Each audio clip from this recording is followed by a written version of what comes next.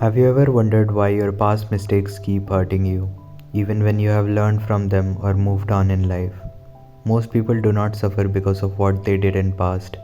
They suffer because they don't know how to relate to it.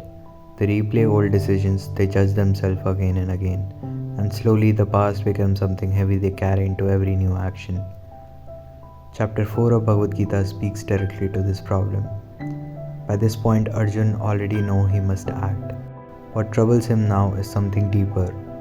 How do I act without being chained to what I have already done? The teachings begin with a quiet reminder that this wisdom is not new. It has already existed, passed down through people who understood life clearly. But whenever understanding disappears, action continues blindly, and that is when efforts turn into suffering. As the Gita itself says, this imperishable yoga was taught to me, to the Son of God. The Son of God taught it to Manu, and Manu taught it to Ishwaku. The first principle of this chapter is crucial. Action does not trap you, ignorance does. You can keep moving, working, deciding, and still feel stuck, not because you are doing something wrong, but because you don't understand what's driving your action. This chapter explains that wisdom lies in seeking action and inaction properly. Some people appear extremely active, yet nothing truly changes for them. They repeat the same mistakes in different forms. Others may act less, but every step they take comes from awareness. This insight is captured clearly when the Gita says, "One who sees inaction in action and action in inaction is wise among human beings." Gita 4.18. Freedom is not about how much you do, it is about how clearly you see. Then comes one of the most important ideas for anyone who is struggling with guilt and regret. Understanding neutralizes past.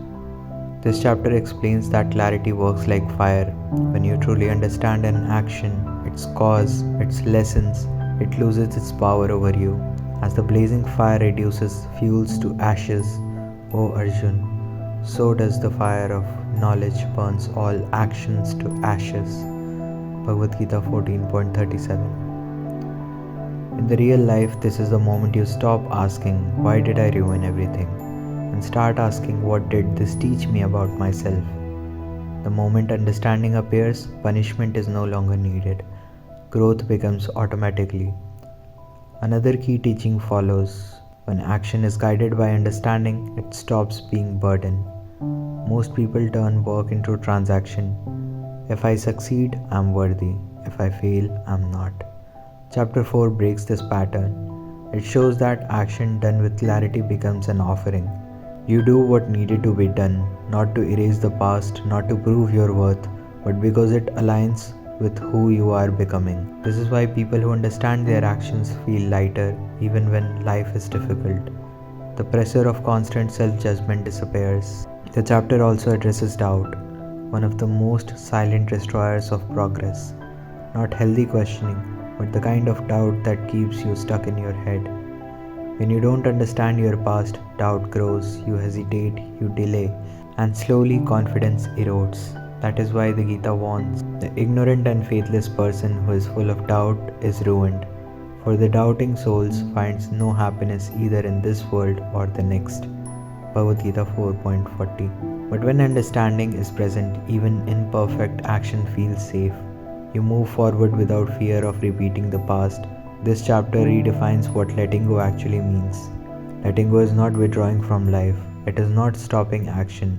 It is removing confusion while acting. You do not drop responsibilities. You drop unnecessary weight.